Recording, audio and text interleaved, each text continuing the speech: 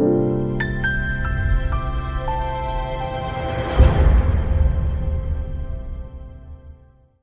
right. I'm really excited today because we have someone that I've watched grow up. I knew his uncle and his dad, and actually, I knew your grandmother.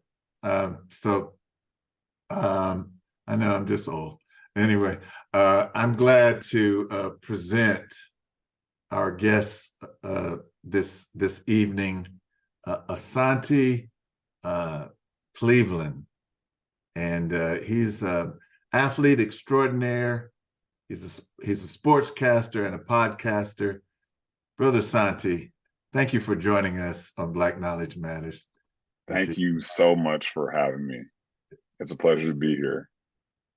Yes, yes, indeed. So um, let's talk about your book. What's going on? What caused you to write that? Yeah, it was in 2019 where I felt the need to get some of the weight that I felt I'd been carrying for a long time off of my chest. I grew up dealing with child abuse where a lot of kids grow up, you get a slap on the wrist for doing something that isn't right, but it's meant to protect the child and teach them the better way to go about things in most cases.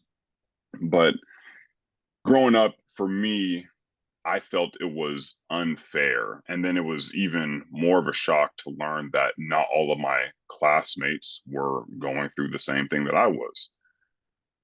So much so that there was a test where in fifth grade, I was a great student. I was back in the Mary Hill days, I was on gold honor roll all the time.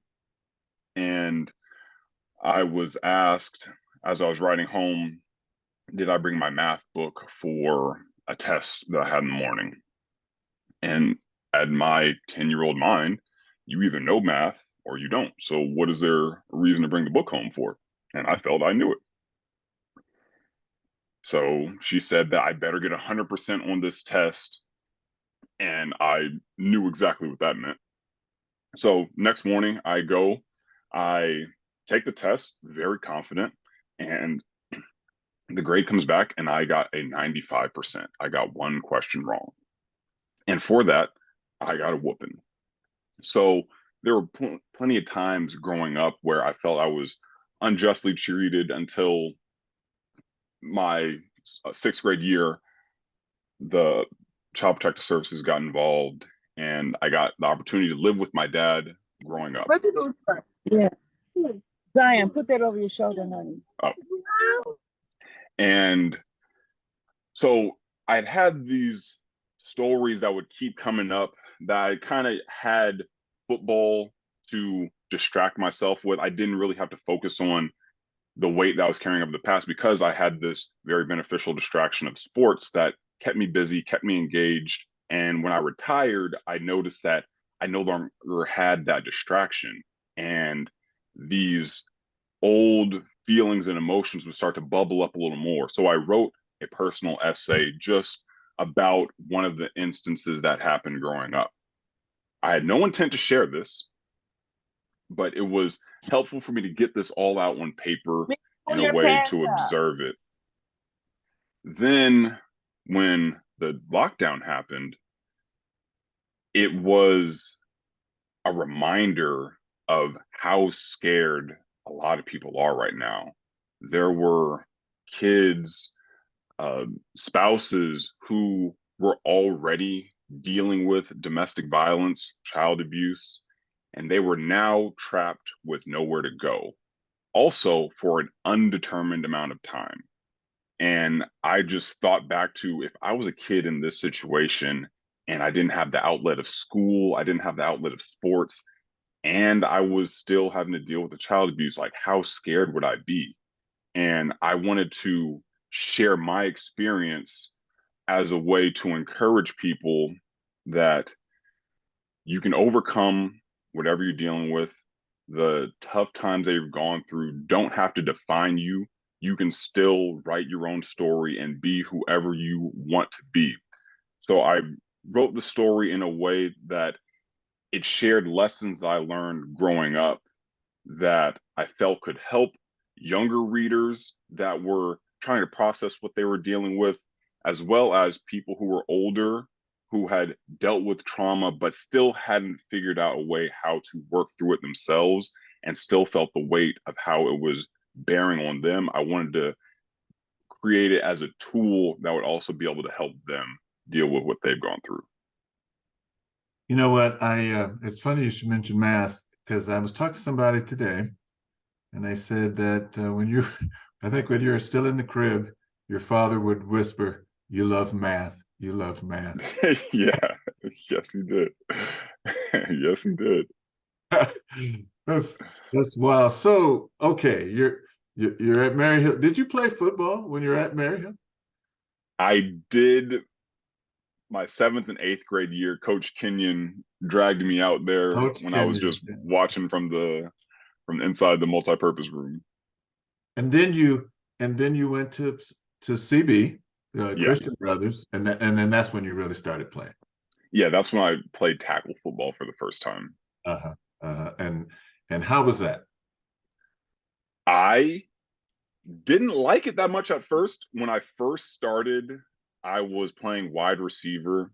So I was out wide. I got to catch a bunch of passes. In my mind, I was a basketball player who was doing them a favor by being out there and playing. I did pretty well. And then they moved me to tight end, which I definitely didn't like at first because I had to block people and that wasn't really my forte, but I was kind of good at it. And Mhm. then sophomore year, we're I'm on the brink of actually quitting playing football. What? I What? I Really? had yeah, I was not enjoying it. It was hard. It was hot out there. We're hitting people all day. And I just wanted to play basketball. But luckily, I didn't. There was a bunch of kids that quit. Our team started at 50 kids in the beginning of the summer. And by the time the season rolled around, I want to say we were at 27 or 28. Wow. So a lot of people were weeded out during that process. But Sure. I'm glad I stayed, and that team was really good. And it built up a camaraderie, which I still felt I was a basketball player, but I started to see that I was actually pretty good at football. Well, luckily you stayed. Now, you wouldn't remember this, but your Uncle Mike was a great basketball player. Oh, yeah, I've heard. Yeah, he was a great basketball player. So you left there and did you get a scholarship to go to Miami, University of Miami? Yeah. My junior year in high school was when the light clicked for me that I was going to be a football player because I started to get all this recognition from football. I got my first scholarship offer in football, and I wasn't getting any recognition in basketball. I'd get a couple letters, but nothing significant. So that's when I understood that if I wanted to go to college for free, which is the goal, then I would have to play some football.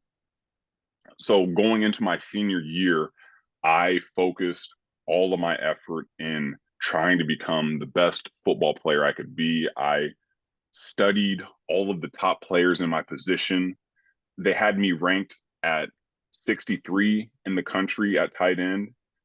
So that whole summer, I just watched everybody's highlight tape who was top 10, trying to learn what they were doing to get this attention from college coaches and see what I could implement into my own personal game to help me get some recognition. And by the end of my senior year, I went from number 63 tight in the country to number 15. Wow. And Wow. yeah, Now, that's did you get any like pointers because your dad was a former NFL player? Did my dad was helpful with a lot of stuff my freshman year playing football, with learning some of the basic stuff like you have to get off the ball one time. You can't be late off the ball. You have to be willing to hit people. So it was a lot of mindset stuff. he taught me early because I still had that basketball player mentality of like, I didn't really want to hit people. I didn't really want to get hit. So he helped me learn that early. And then what helped me develop was when he, at an early age, he showed me what it takes to get better at something. And whatever you want to do, if you want to be great at it, you have to learn how to work in the dark when other people aren't around, when other people aren't telling you what to do. You have to be willing to do all that stuff if you want to go further than just the average Joe. Yes. So my senior year, that summer, when I had made it up in my mind, okay, I'm going to be the best football player I could be, he got the Rival subscription so that I could watch all these players' highlight tapes. Then he took me to trainings to help me develop my speed and strength. But also, what I did just based off the lessons that he shared was a group of 4 or 5 of us would go to school at like 6:30 in the morning over the summer and do a full workout with one of our coaches who had also played in the NFL. So we were all just grinding in the morning, doing all these drills. He was putting us through conditioning, and then we would come back at 2 and actually work out with the team. And every person who was a part of that group played college football. So that was something that he indirectly influenced me to do, and it really paid off. All right. I have a question from Auntie Doris. She just sent it to me. She says, question, biggest lesson takeaway as a Black man, student athlete, and then professional athlete, and then after playing days. Biggest lesson was you have to know how to carry yourself in a way that is respectful. You're going to be in a bunch of different rooms, and you have to know how to adjust and adapt to different groups of people, which I think was a bit of a blessing growing up in the Mary Hill school system and then going to Christian Brothers. Was I was very comfortable being around other people. I wasn't only around Black kids. I learned how to adapt to my environment. Then going to University of Miami, where I'm on a football team with a whole bunch of different personalities, people from different parts of the country, I was able to still fit in, assimilate with the group, and make still be able to separate myself because I was also very well educated with my schooling and just knowing how to handle adversity. I think being adaptable has been the most helpful trait that I've had to develop throughout my time, because we all know things are going to change very quickly and you can either get with it or get gone. And that happened a lot in college football with after my first year, the coach that recruited me and his whole staff that flew out to Sacramento, came and watched me at basketball games, they were all fired. So Wow. going into my second year of college, I am now dealing with people who did not recruit me, didn't really care if I was there or not. And I still had to find a way to succeed in that situation and make a way for myself, even when my whole sophomore year in college, I didn't play much. I got benched halfway through the year and was not a factor. So I had to learn that I had to adjust my approach. I would talk to my dad just about every day, sometimes crying because I wasn't getting what I wanted. But he shared with me how I had to adapt to the situation and overcome, because there are a lot of times you can't control the situation you're in. Once you're in it, you have to figure out how to succeed and thrive despite whatever you're in. Yes, yes, yes. That's very good. I There are not 19 people on now, and Javetta, glad to see you. Just joined us. And are there any other questions that people have that you would like to have Brother Asante address? Okay, here's Doris. Looks like she's getting ready to ask the question. I want to say I read your book. I enjoyed it. I had to pause. I couldn't read it all in one because it was so intense. And I felt that you were speaking to young people. And I guess one of the things I felt, and I can remember you as a baby and your father saying that he would whisper in your ear, "You love math, you love math," you know. And I think as Black men who grew up during that time period, they were worried about Black men being used as athletes and being properly directed to survive. So how did you become more than the game, in the sense that you played basketball, you played football, you're a reader, you're a writer, but that when did you figure out that you're more than what you do? I was blessed to have parents who instilled that in me very early. My dad was really helpful in encouraging me to become the best athlete I could be and share all the wisdom that he had, while at the same time sharing how to handle adversity, how to carry myself as a man, how to just build up that resilience that is necessary for that we all need to have in life. And then my mom was always reminding me that I am more than an athlete, that I am smart, that I'm capable. They made it a point that as I was going into college, that I needed to think of a degree that is going to also reiterate that I wasn't just going to take an easy major that a lot of colleges force their athletes into because the schedule aligns with the practice schedule, that there wouldn't be too much friction in that point. They made it a point that I get a degree that's respected. I was a business management major, but they constantly reminded me that I am more than an athlete. I will be successful outside of sports. And so that encouragement definitely helped as I retired in the trying times of trying to figure out what I was outside of sports or what I wanted to do outside of sports. Because in practice, before you actually get to that point, it sounds good. But when you're actually in the thick of it, it is a little different. But having their love, guidance, and reassurance helped me navigate that time. So no basket weaving major? No, I was not a basket weaving major. All right. Any other? Thank you. Thank you, Sister Doris. Good to see you, Auntie. Yeah. All right.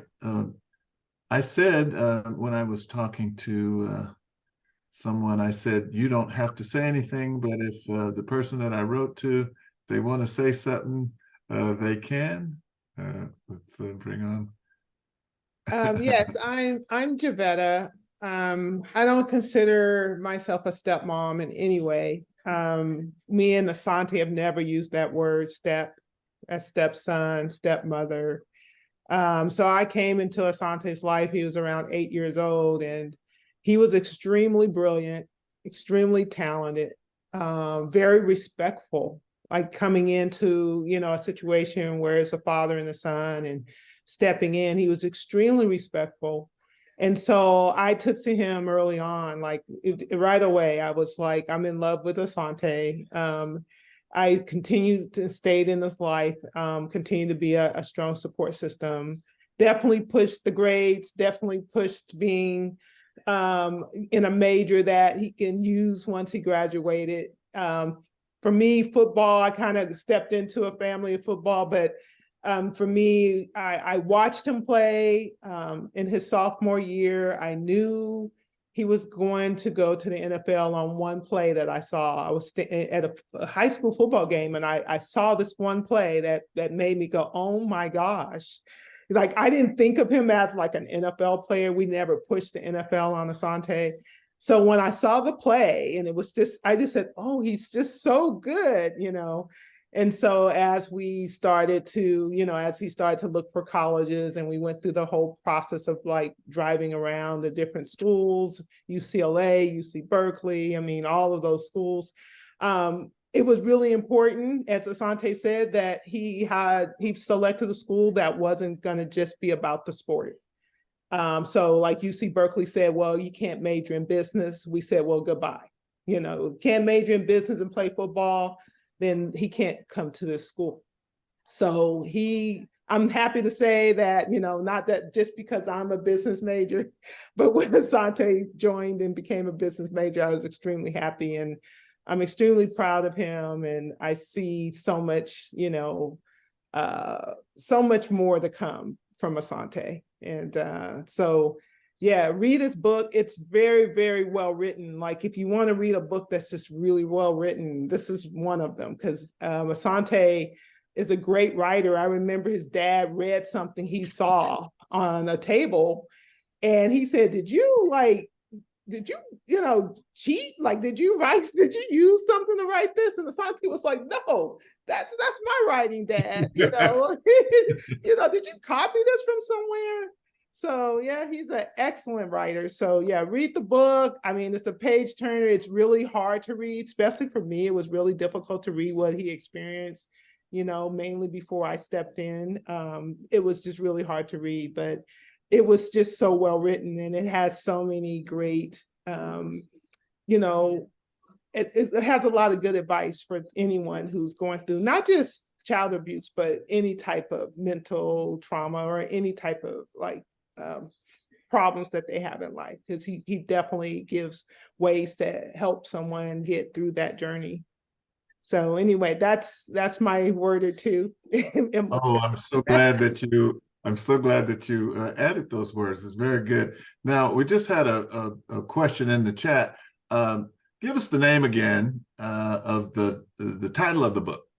The book is called Working Through the Dark. Working Through the Dark. I thought there might have a copy right here, but I'll... Hold on. I have the flyer here. Let's see. You want my copy? Yeah, here. Can everybody see that? Yes. Yeah, you can find it on Amazon. Yeah. Yes, I see it. I got it. All right. It's a great book. And yeah, I see a lot happening with Asante. You know, I know he's going to be a great sportscaster, but I think he might have a future in acting too. Maybe way down the road. All right. Any other questions? We want to Minister Alicia, I know that you had a question, but before you go, Katabasi has a question. Go ahead, Brother Katabasi. Yes, good evening. Thank you, Asante, for coming out and talking to us, sharing your experiences. What do you think of the current situation around college athletes and their ability to make money? Do you think that's something good for college football? You have any thoughts on that? I think it's good. This process will develop over time. This was actually something I wrote about in college. The NCAA is a multi-billion-dollar industry, and it's absurd that for so long they've gotten away with the people who have contributed to that money and that revenue haven't received a single penny. And the NCAA itself still is not paying the athletes, which I think is a problem. But I think what the best outcome from all of this is these college athletes now get exposure to making business decisions. A lot of the NIL, the name, image, and likeness deals that they get are through brand partnerships. So they get an opportunity to potentially work with brands that align with their values. They get experience in negotiating, they get experience in understanding their own value. I work in advertising, so the importance of understanding what advertising really is, what drives revenue, why they can potentially justify charging a brand more if they come to them with this low offer. So the overall business exposure, I think, is very helpful. The earlier you get an opportunity at that is great. But right now, it's kind of the wild, wild west where there are a lot of kind of rug pulling deals that are going on where an athlete will sign for something, but then there's some clause that they don't get paid because there was something that they didn't read. So that is still predatory, where people are still looking for ways to make money on these kids and not have them reap the benefits. There was a deal that a D lineman from University of Florida signed a deal with an NIL brand in college, and somewhere in this contract stated that they would still get proceeds from his NFL contract. That is absurd. So there's still a lot more safeguards that I think need to go up to protect these athletes. But I think it's still evolving, but I think it's a good first step. Very good. Thank you. All right. Great question, Katabasi. Any other questions? All right. You guys are very talkative today. As you transitioned from pro football to being a sportscaster, how did that evolve? So the sportscasting, this recent iteration has fallen out of nowhere. That is what I wanted to do when I first retired. I would always do something outside of football in my off season when I was in the NFL. So my second year, I spent 3 weeks working at Comcast Sports in Washington, D.C. as a broadcaster. So I would go around and see what the newsroom was like, see what the whole process and experience was, because I thought that that was what my next step would be. So when I retired, it was a little abrupt. I had a knee injury and I just wasn't re-signed by a team. But during that first summer, I spent time working at NBC Sports Radio. So every Friday night, I would drive I used to live in Southern California, so I would drive like an hour to get to this radio station at 11:30 at night to do this 30-minute spot as a guest host. And one thing about the NFL in the summer, the only thing that's happening is guys are getting arrested. So that wasn't what I wanted to really talk about. And for a few weeks at a time, that was like the main topic. And I didn't enjoy that. So I stepped away for a little bit. And midway through that year, NBC cut all of their radio shows. So from then, I kind of moved away from sportscasting. I figured I need to focus on something else. But this most recent opportunity came because someone had a family emergency and they were looking for a former Chargers player. So my trainer out here texted me, "Hey, are you interested on being on Channel 3 tonight?" And so I went and got a haircut and showed up. And that has evolved into, first we were just talking about the Chargers during the preseason. And now, since I also played for the 49ers, we are doing a recap after the game. So it's been a fun experience and a roundabout way in getting what I thought I was going to do anyway. I have a question. Go ahead. Yeah. Did you know about CTE when you were playing football? Was there rumors of that? Yeah, we know the dangers of playing football. It's not something that's top of mind.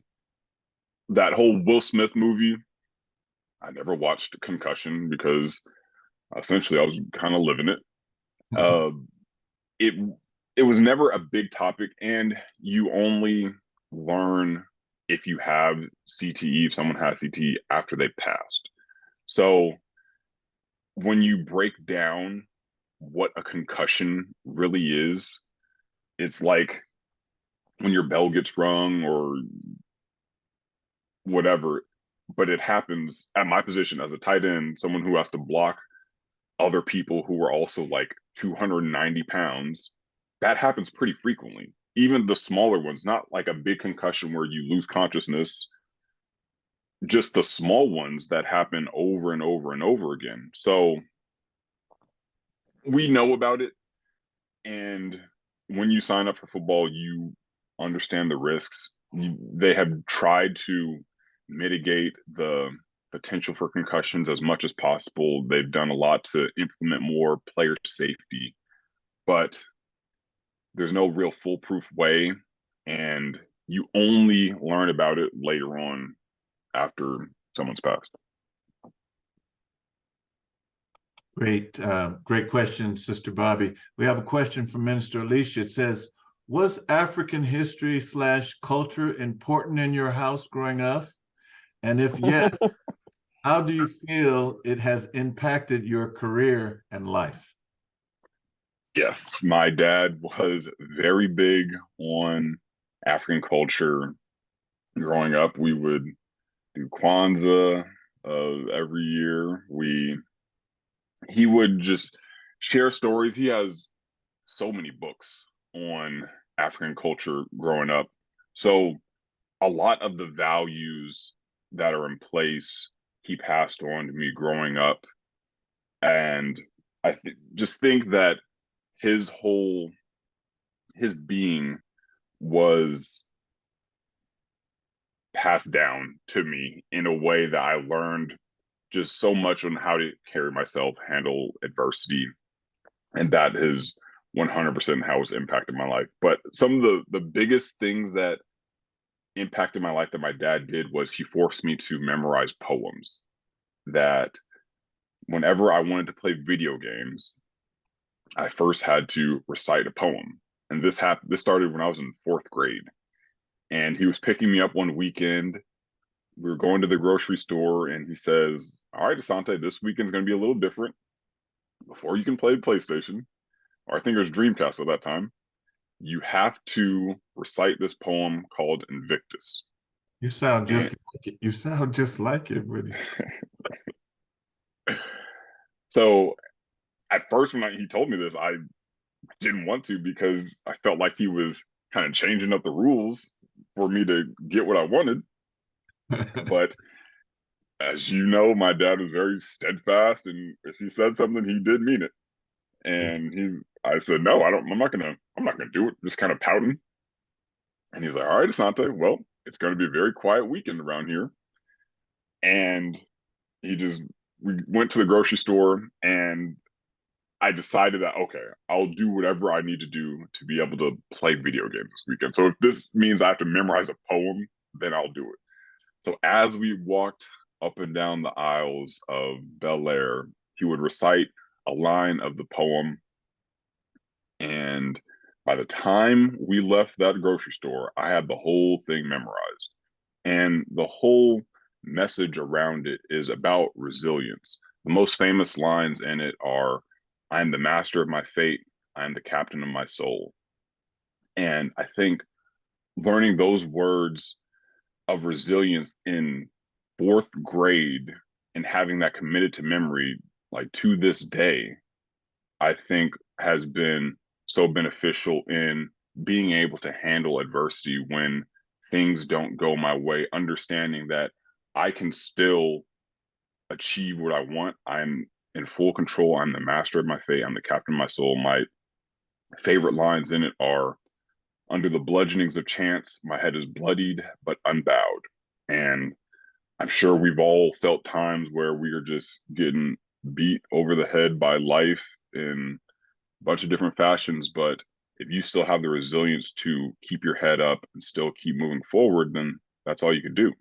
So learning that has been the most impactful thing that has been passed on to me. Wow, that was deep. I'm glad And that I have question. another question. Go ahead. Go ahead. One of the things that you said kind of hit home for me, and then like you said, your father teaching you that. I can remember he would be, since his brother worked at UC Davis when Leslie Campbell did. They were bringing all the Black scholars, and he would get to talk with them and listen to them, and the wisdom. And I guess my concern or thought is in regard to something you said in regard to predatory. Do you think that the NCAA, they've gotten the name, image, and likeness changed? They've also changed how you can transfer and eligibility. Do you think it's once again more victimizing Black men and women and athletes? Um, did you feel the racism at a different level? I mean, every day we deal with racism, but do you feel that the NCAA and some of that further um, ingrains that? Or I've seen more young men like yourself, more business savvy, understanding, and they don't have to say, "Oh, you're so well spoken," kind of thing. Not like it was an O.J. Simpson where he could barely talk back in the day. So the name, image, and likeness issue, and the trade. Everybody's going in the portal. When you Mm-hmm. saw Prime open up, got rid of all that. So, what is your take on that? I think that before the NCAA was really just using major predominantly Black athletes just for their bodies, and that was that. It's not really a fair assessment to say that their whole stance before was they're getting an education and that's what they get from this. Well, not really. If they only can take the classes that fit with the schedule, they can only go into these majors that are approved by the team. That's not a real education. There was a whole expose on North Carolina about how a lot of people on their football team were just getting passed through left and right with no education. There was a player on the team who could not read. He had children's books under his bed that he was using to help teach himself how to read. So I think the NCAA has been using athletes, predominantly Black athletes, just for their bodies and services for years. And the NIL, which once again is not perfect in any sense, I think starts to correct that, which gives them the ability to make money and become entrepreneurial, which is beneficial, especially in today's age. And I think we'll still see a bit of the racism is not as it's changed in the way it presents itself, especially when you're a college football player, because everybody loves you because you're on the team, but you're also one of the few Black people on campus, and every other Black person that's on campus is because they also play sports. I remember my econ professor, I had to give a presentation with some of my teammates, and since I was I think, best educated of the group, I led the presentation. And I was surprised that at the end of it, my professor was like, "Oh, Santa, you're so well spoken. Like, you should speak up more." And my thought was like, I'm in college. Like, of course I'm well spoken. So that still is present in this day and age, but I I think it's going to be a long time before that mentality ever goes away. Thank you. Thank you, Sister Doris, for that question. Brother Youssef, your hand is up. Go ahead. Yes, thank you. And thank you, Asante. Man, I could listen to you all day. And the more you talk, it just seems like there's just deepening levels of wisdom that's there. And so I have a lot of respect for you and for your parents. My question, as you mentioned, when you retired and then later, like during the pandemic, and that, that's dealing with some of the darkness. What were some of the things that helped you to get through that darkness and it helped you to get through? I mean, you're pointing out some of these credible foundations like that poem and like some things that you got early on, but as you were dealing with that, what were those things you pulled on to help you get through? What really helped me initially was finally having the courage to let people know that I wasn't okay, because football was such a big part of my life that when I first retired, I was lost. I remember when I was going to re-sign with the Patriots, I was on IR for the year. So this free agency that came up, I flew out there to re-sign with them, fully expecting to be re-signed, but their doctor didn't clear me based off my MRI. And I remember getting that call from my agent telling me that they weren't going to sign me and just feeling numb of like nothing mattered. And for months, I felt like that. For close to a year, I felt like that, but I kept it all to myself. So the first thing that I did that really helped me start to work through it was having the courage to open up and talk. I started going to therapy, and that's when I first started sharing some of what I was dealing with that I'd grown up dealing with, like the abuse. And as I shared more and more about that, I started to realize how much that still had an effect on me, because whenever we go through trauma, it almost stunts us in that place. So we keep going, but there are still times that I noticed that I was showing up as a scared 11-year-old boy. And as I started to talk more and form a new perspective, it was figuring out like, okay, what do I need to do to move past this? And finding a healthy way to express myself to do that. So that's when I started writing. And that was helpful. But the most important thing that really helped me move through that dark place was gratitude. Because I spent years after I retired in depression, in and out of depression. And it was all from focusing on what I lacked, focusing on what other people had that I didn't. And it's impossible to not feel bad when you are just feeling like you didn't get what you felt you deserved, or my career didn't go as long as I wanted it to go. And once you are perpetually living in that state, how can you be happy? So the most important thing, I got this 14-day gratitude journal that a friend got me.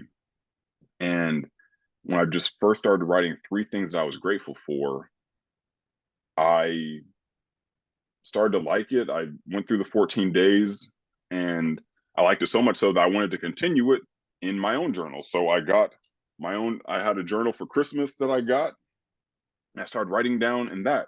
And it clicked for me that depression and anxiety can't exist when you're focused on the present. And when you are appreciative of all that you have, there's no reason to be depressed. And so now every day I write down 3 things that I'm grateful for and really focus on that, because if you don't think you have enough, or you think that somebody else has more than you, then how can you be blessed with more? How would you even appreciate more? And so when you finally learn to fully appreciate all that's already around you, then you open yourself up to the opportunity to receive more. Man, that's powerful. And thank you. Thank you. Are you really 31? You know who my dad was. You're so wise. That was such a great answer. Thank you for that question, Yusuf. So I want to ask this question, and this has to do with how should young people, do you have like a guide or something when young people are in high school and they're making the decision to go play sports in college? You know, how should they approach that? I think that decision should be made. I think the earlier the better, understanding like what the goal is for you playing the sport. Is it just to enjoy high school and just have fun? That's fine. Or do you have aspirations to play at the collegiate level? Once you establish what that goal is, then you have to decide to do what it takes to get there. And that's, for me, I decided that I wanted to play college basketball, but I did not fully take into account what I needed to do to make that happen. So when football came around and it presented itself as this is an opportunity that's handed to you, I received my first scholarship without really thinking that I was good enough for a scholarship at football. I didn't put a lot of time and effort into football. So that was validation, like, oh, I can do this. So from that is when I made the decision that I wanted to be the best I could be at it. And from there, I would encourage younger athletes to look at who is the best at what you're doing or what you want to do. What does the best look like? You can't have a perspective around something that you've never seen. If all you've seen is the people on your team and you're the best on your team, you may think that you are what greatness looks like, when in reality, you're not that great. Sure. So I would encourage young athletes to, one, decide that they want to play at that next level and put in the work that comes with actually excelling at the next level. Because as I've experienced, it's one thing to get to college and earn a scholarship. It's a whole different thing to keep one. And my freshman year, we had 25 guys come in. And by that spring, there was like 13 of us left in my recruiting class. Wow. A bunch of people got kicked out for a bunch of different reasons. So, like I said, it's one thing to get a scholarship. It's another whole different thing to keep one. That's true. Thank you for clearing that up. Yeah, are there any other questions? Because it'll just be a conversation between me and Asante, and I could just call him. Hey. I don't want to. Oh, yes, I do. Okay, so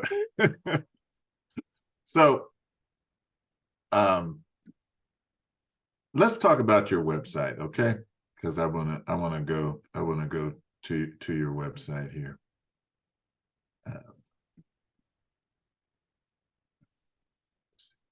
So here we are, and so that's the book. You can order the book here on your website, and your website is asante-cleveland.com, right? Yes. Yeah, Okay. it'll take you to the Amazon link. You know, I found this interesting too. Oh wow, here you are working out. You're at Cleveland, and it gives you a really nice biography of your, and then you do speaking engagements.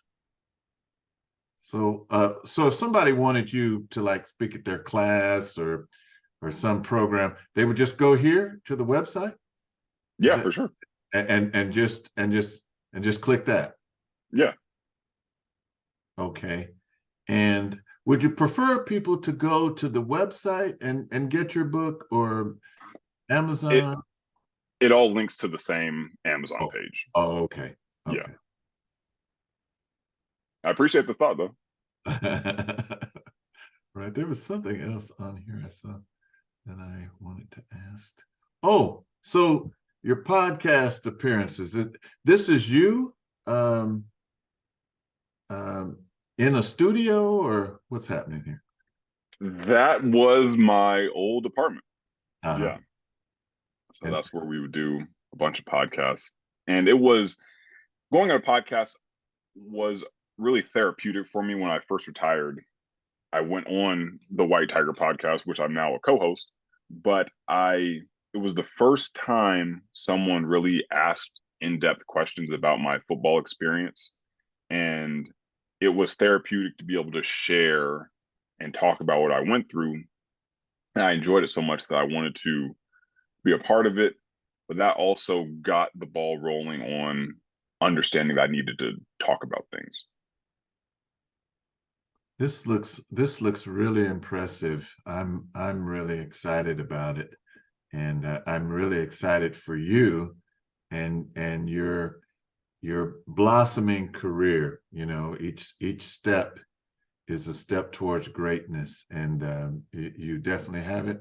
A lot of us here are, I would say, older, and but as I look around, the faces on this screen, everybody has so much pride on their face. They're so happy for you, and they're so happy for the potential that you have and that you're going to make. And I know years from now, people are going to say, I got a chance to talk to that young brother when he was on Black Knowledge Matter. I'm going to ask Mr. Lumumba, Brother Lumumba, if he would come in and I wanted to make sure I showed my face since you say you see people's face.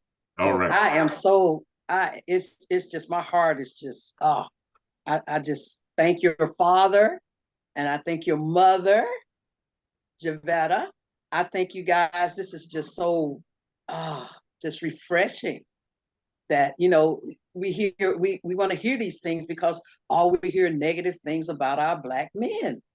And I'm just loving it. So I wanted to show my face. Well, I appreciate you for listening. All right, Brother Imhotep, I'm coming on in just a minute. Okay, he's coming on. And brother, I've known Brother Moniga for years. He's been a powerful force at UC Berkeley and All African People's Revolutionary Party, and he's been a great friend to us all, the Cleveland family, the Al-Kabelan family. So go ahead, Brother Lumumba.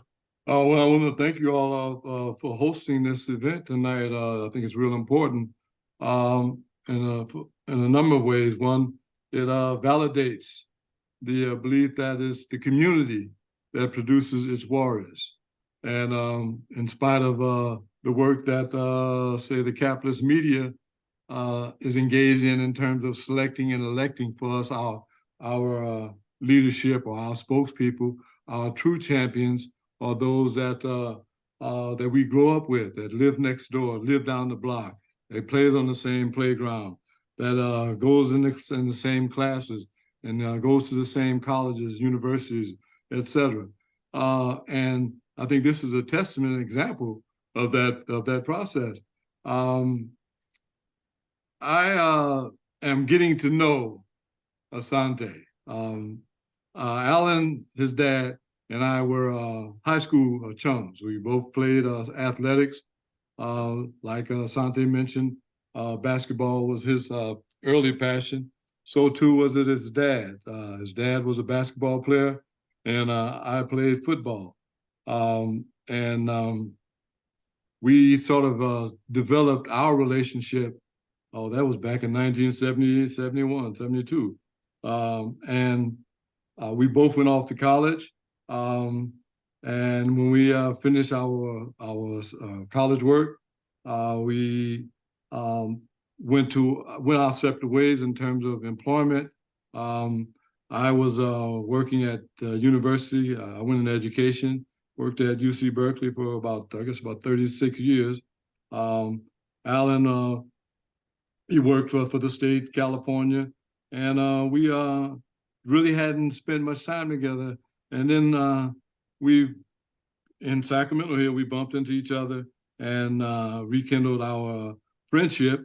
I did forget to say that back in 1972 at our senior prom, Alan and his date and me and my date, we shared a ride together. Alan had the good fortune of his dad allowing him to use his car, and he was kind enough to take myself and my date, and we double dated for our senior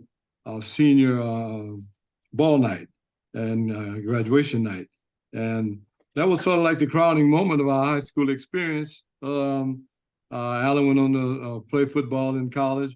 I started playing at UC Berkeley, and my eyes were opened early in terms of the racist nature of the sport, the racist nature of the institution in general, and for me, it was early awareness that this wasn't a playing field. Football wasn't a playing field I wanted to dedicate my life to. In fact, I wasn't looking for a playing field.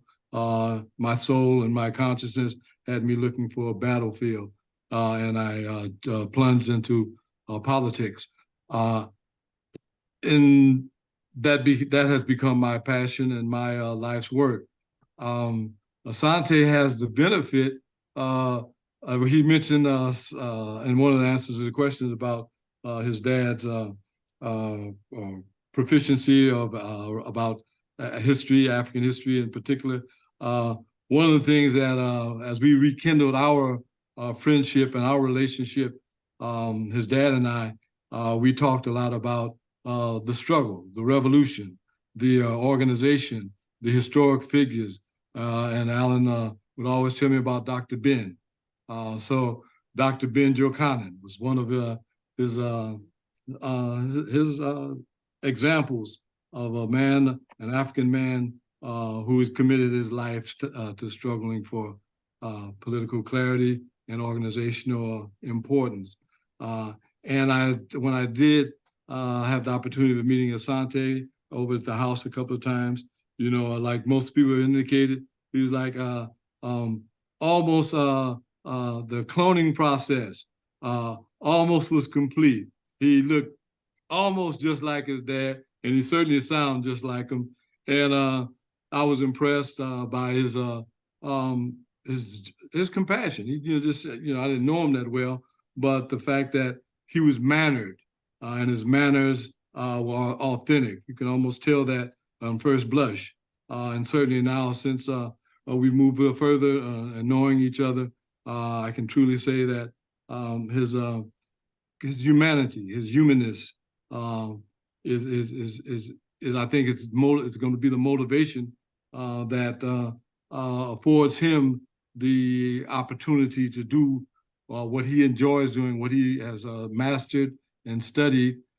His communication, albeit in many forms, can in fact be that instrument, learning from who his dad learned from, who I learned from, who all African women and men who are involved in the transformation of our plight as a people, Sister Javetta, of pushing education to the extent that it must become our duty, whether it's in a formal setting or it's an informal setting. We must talk about those things that will transform our community. And I can just, it's almost just dripping out of Asante's being that you can see that he's going to be one of those voices that's going to make a difference in our condition.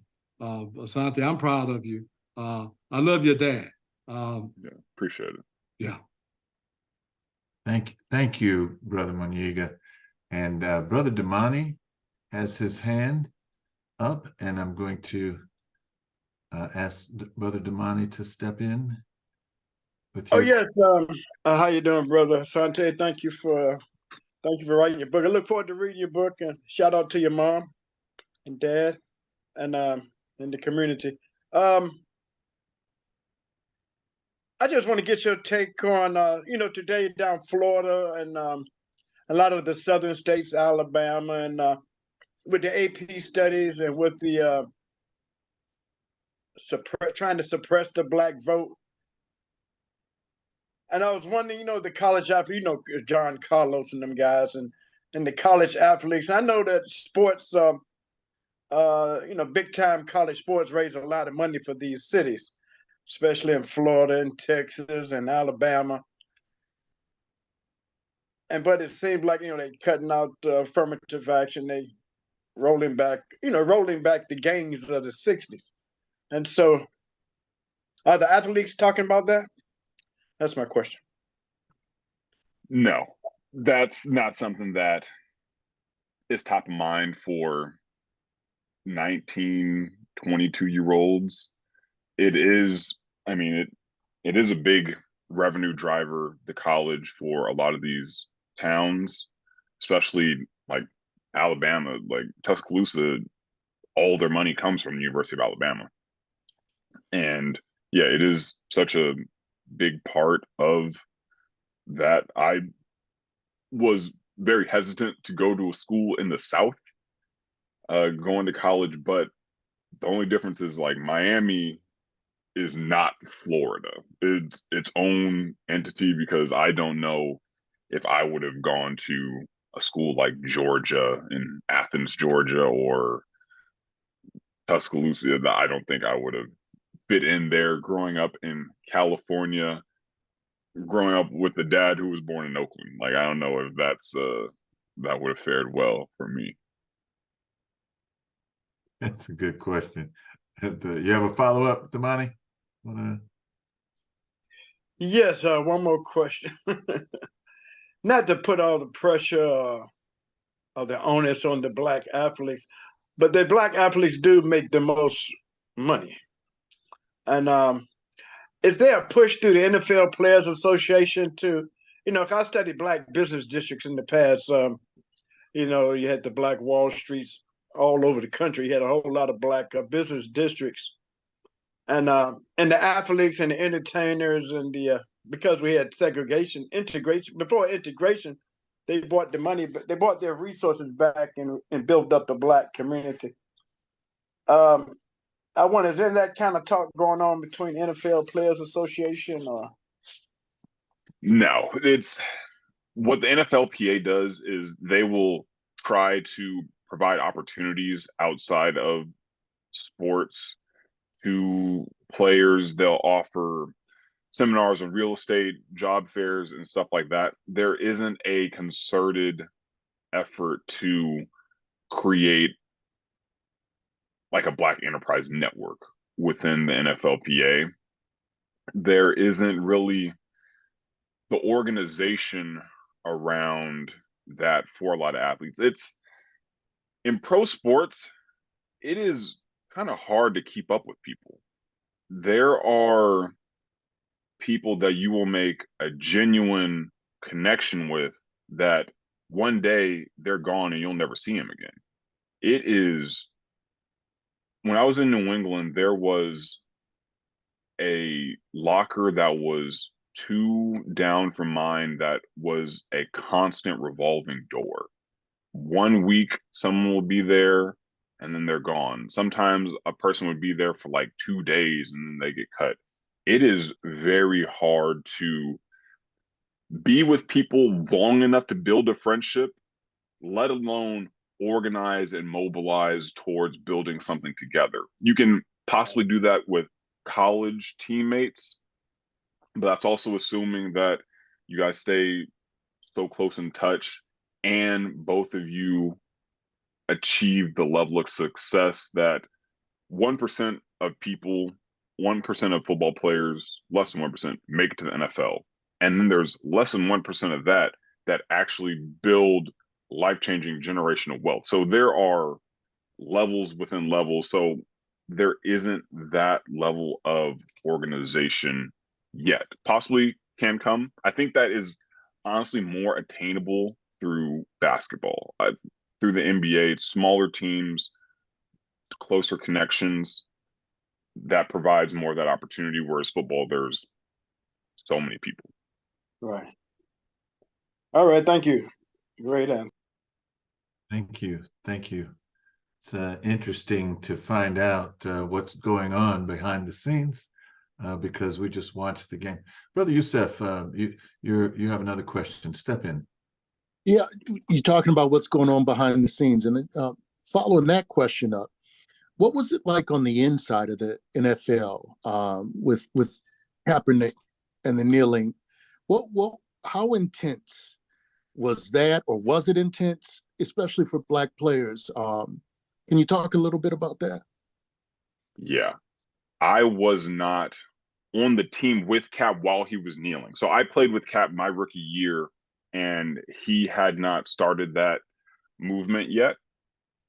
But it was my third year when he first took the knee in the preseason, and it was definitely like ripples felt through the NFL where it was a dance on like who was going to kneel and who wasn't.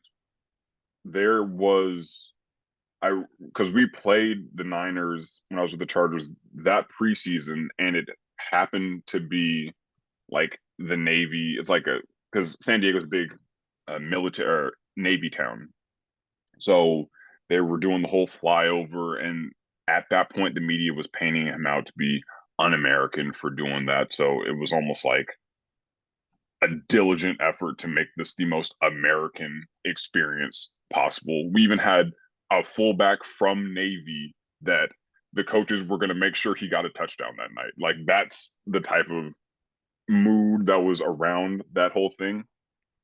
But you also have to realize that you're dealing with all white owners.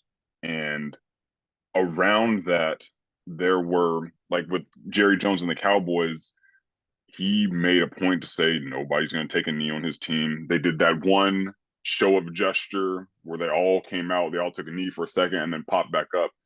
But the Panthers, the Carolina Panthers, every person who took a knee that season was not on the team the next year. And then it also came out that the Panthers owner was racist and he had to ultimately sell the team. But like that was the environment that you were in. So you felt and empathized for what he's going through and the stance that he's taking. But you also realize I am not high enough up on the totem pole to ruffle any feathers. That's a good, that's really a good insight. Wow, I didn't even know that about the wow. It wasn't like a public thing, but just being in the league, you know, like, oh, that dude's gone. Oh, that dude's gone. And like every single person who took a knee on that team was no longer associated. And the push from the NFL, a lot of the organizations was to kind of throw money at an organization or a charity to show that they were in support, but that was the extent of it. There was not going to be any sort of action. It was all, especially around the Niners organization, even they were trying to figure out what can we do to make this go away or to quiet this down. And ultimately, Cap's not playing anymore. Yeah, that's true. You know what I noticed? Okay, Ron Kaba played soccer, and so I still watch a lot of EPL. You know what's interesting is that before an EPL game, both teams take a knee, including the referee, and they make a statement like, there's no room for racism. So his gesture here across the pond, as they say, affected people, in the English Premier Soccer League. I thought that was interesting. Yeah, that's awesome. It had a deep effect everywhere, almost but here. Well, it did have a powerful effect here, but the message got skewed and the media flipped it on its head immediately. And so when he first did it, I understood that like this is a great stance, but I also knew that this ain't gonna go well. Yeah. We've been talking on some very heavy topics. Let's just switch a little bit. What do you do for recreation? What do you do for fun? I like to work out. That is how I get out, relieve stress. That's what I do for fun, recreation. I like to draw every now and again. I like to write whenever I feel creative enough or a story hits me that I want to write about, or I like to eat. I like to find good places to eat. That's fun. So what kind of music do you like, and what is your favorite instrument? I have been finding new genres that I've gotten into lately. I have gotten into more like alternative rock. It's something that I never listened to, but I have recently kind of developed an ear for. So that's what I've been listening to a lot lately. In terms of musical instruments, I have not learned one. So which one you like? I like the bass. I mean, what you like to hear? The what I like to hear. Oh, I don't know how to play. Oh, okay. I like to hear. I like a good guitar, like someone who can really just jam out on a guitar solo with a good bass line in the back. I like hearing that. Yeah, that bass is bad, man. All right. You know, that's a good question, Sugar D. I wouldn't have thought to ask that question. You know what I like? And I just posted on Facebook. Every time I see Maurice and the Time do that little routine that they do, I just always smile. You know, I just that's just my weird. I see other people. That's just my weird, quirky thing. We have about 15 minutes left in our program. This has been fantastic, finding out the insights. Working through the dark is the title of the book. Did I say that right? Working through the dark is the title of the book, and you can go to asante-cleveland.com to check out what he's doing, what he's up to, and let's all write into Channel 3 and say we need to see more of Asante. I don't know how Dale would feel. Okay. All right. So do you keep up? Do you keep in touch with Ra or Kaba? That's just my. Do you guys? I ran into Kaba not too long ago. I don't know if he told you. I ran into Kaba maybe a month or two ago, just randomly getting some coffee, and I got to see him. So it's cool seeing he's on his way to become a lawyer. Yeah. It's awesome. Yeah. So, you know, I just wonder. Like, do you guys get together? You know, you're grown men. Okay, yeah, you guys saw each other every day, you know, in school. But I guess you guys are just into your own thing. You just do your own thing. Probably don't have time. You know, I was trying to get a Moby on tonight. I was trying to get Ra on, and I was trying to get Kaba, and everybody is grown. I met up with a Moby for the first time last week. So I grew up knowing of Amobi, but never actually meeting him until I was in college, and we just crossed paths one time. So we kept in touch and developed a relationship, but this was the first time that me and him actually met up one-on-one. Wow. You know, did you know Akachi? His younger I knew Akachi, but I didn't know Amobi. So just for those that are listening, Amobi, his parents are Nigerian, Igbos, and Amobi was always a star, and him and my oldest son played in competitive soccer, and then Amobi just kind of sprung forward. He was playing professional soccer during his high school years. He went to and I think Amobi is still playing professional soccer now. He retired last year, I believe. Just retired. Okay, but he had a pretty good run as a soccer player. So that's who that is. I just want to, you know, I just didn't pull out a name out the dark. All right. Anything Any other questions? I see so many intelligent faces on here. They look like they would like. Mom, would you like to say anything else before we have about 10 minutes? All right. I was talking Mama Javetta. That's who I was referring to. That's No, I've been listening in, yeah, I mean, being the parent of an NFL player is not as easy as people think.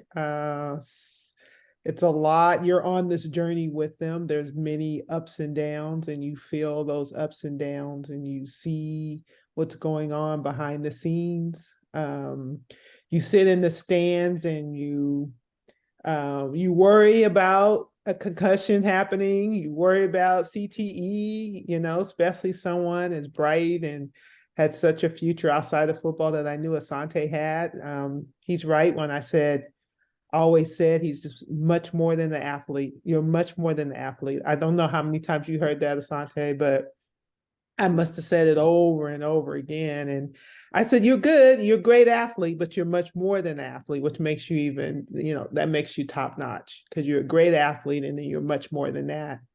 But yeah, sitting in the stands, Asante did have a concussion. Somebody asked that question about CTE, and someone approached us in the stand and said, you need to come to the room down below. It was in college. It was extremely frightening. You need to come with me. You go down in the locker room. I had never been in a locker room. They don't care. They walked me through a men's locker room. I was hiding my eyes. Like, are they really literally just taking me through the men's locker room? I was just, all the way through. But my concern was Asante. He had incurred a concussion. They were asking him simple questions and things like that. And I mean, just that alone, it just made me really nervous about, football in general. I never promoted him to play. He decided to play on his own. And I always promoted the academic side of things. And I supported the football, but I definitely promoted the academic side. I'm in education myself, and just really, really wondered about injury, through the whole entire time he played. And we went to a lot of games, and sitting in the stands, you're not just, hey, lolly da, this is great. When it's your child, it's a total different experience watching a game. You're not just there to go, okay, this is great. You're watching for like, oh man, this, he's out there pushing on like, 300-pound players and things like that. So, it's pretty scary, but I'm super, super proud of Asante. If everything you would want in a son, he is. And our relationship is really, really strong and has been. And I see so much more potential, so much more that I know is to come. And I always tell him that, like, you're just beginning. And there's so much more. And I think as parents, we need to continue to encourage our young men, our young women. That's really important that I support and I encourage on a constant basis, and listen as well. And, really, really be there for, especially our young men. They need somebody that they can talk to that's not going to be judgmental. That's not going to go, oh my gosh, did you just share that with me? I always told them, share anything. And sometimes I'm like, did I really ask him to share that? So you learn all of the stuff going on in college. And sometimes you say, tell me, and then you go, well, maybe I didn't want to know. But it's been a good journey, Alan and myself and Asante and our relationship and what it took for us as a family unit to get him through, being in the NFL, being in a high profile, and then him having to move forward. During that time, we gave him a lot of space after he retired from the NFL. We knew that he could play longer. He wanted to play, he wanted to show what he can do a little bit more. And so just sitting back, and we gave him a lot of space. And then when he was ready to share with us more, then he did. But we always have given Asante a lot of space to be who he's going to become. We gave him the early guidance, and that's where it's really important, that early guidance. And then after that, you kind of have to let them spread their wings sometimes you're kind of eyeing them through like, hey, you're kind of eyeing them and saying, okay, should I step in or not? I think I may need to drive down to Southern California and pull up.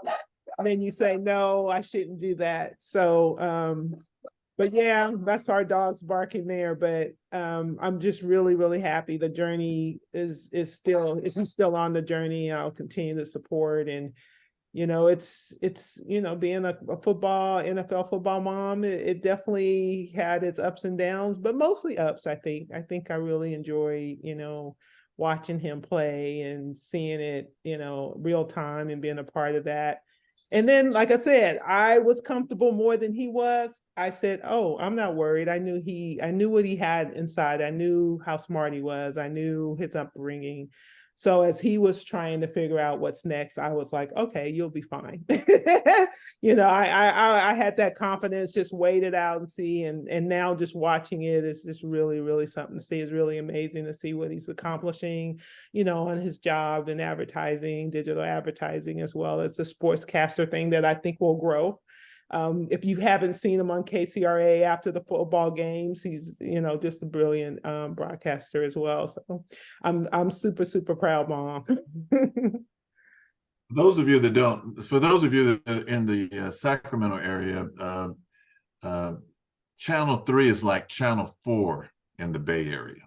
It's like the NBC. It's like the local NBC station. Mm-hmm. I see where Brother Damani just put it in the chat that he just bought Asante's book, and it's going to be arriving at his house on the 29th. So we want to encourage that. And I see we have a resident a library whiz in our group, and I see Brother Bauman Daly. I'm going to say, let's try to get that book in the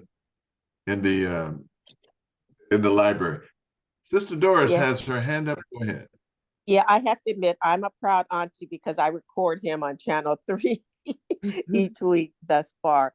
But one of the things that I think, such as Javetta mentioned, and I think is key as we as older people in the community, is that while these are our young people and our children, that we have to be engaged when they are talking to colleges and universities about being recruited, because those coaches are about putting food on their table, and they'll say and do whatever, but we, the parents, have to be engaged.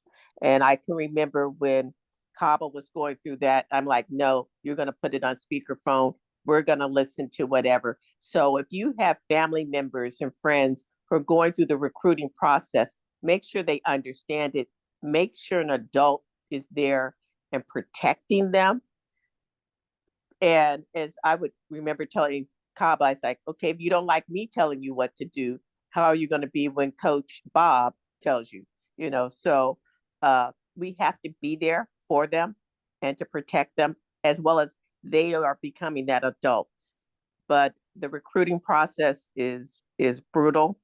And reading in the book on how you were on a team, off the team, and back on the team in a matter of hours, it's like, wow, yeah. And then you realize how do you develop friendships when you're moving from one place to another. So like I said, the book touched on a lot of things that as a parent and as a member of a community and as a parent of a Black child really brought it home to the health, preventing trauma and showing love.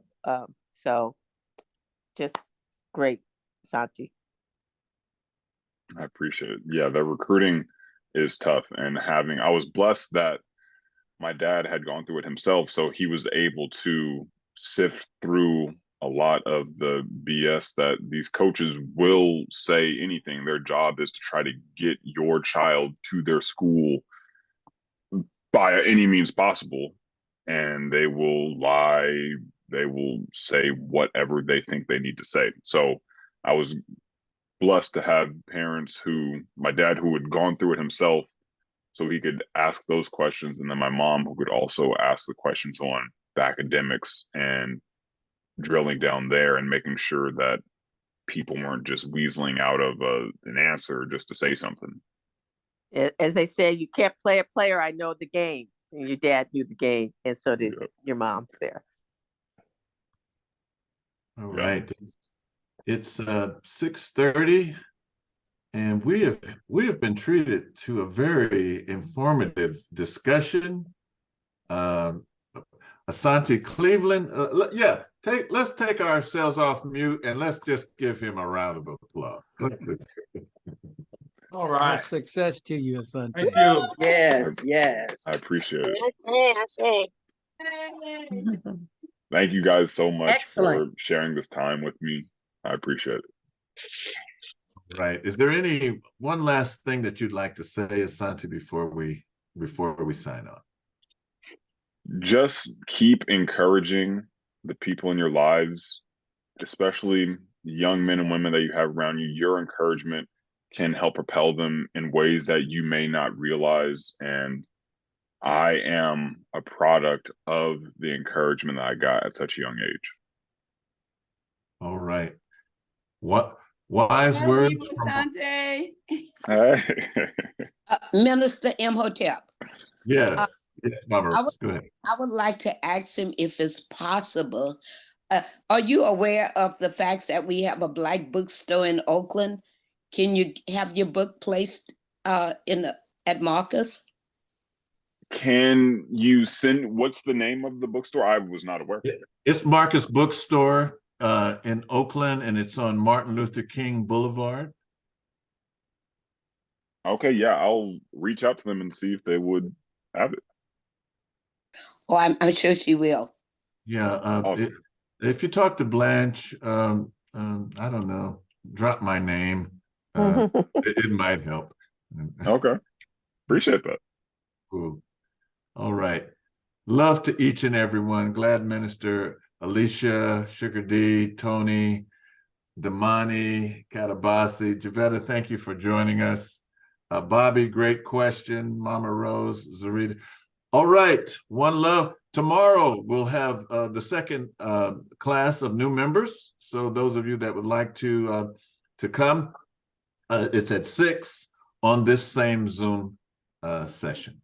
All right. Guidance and protection. Live up. Thank you all for joining us. Thanks again. Live up. Live up. Live up.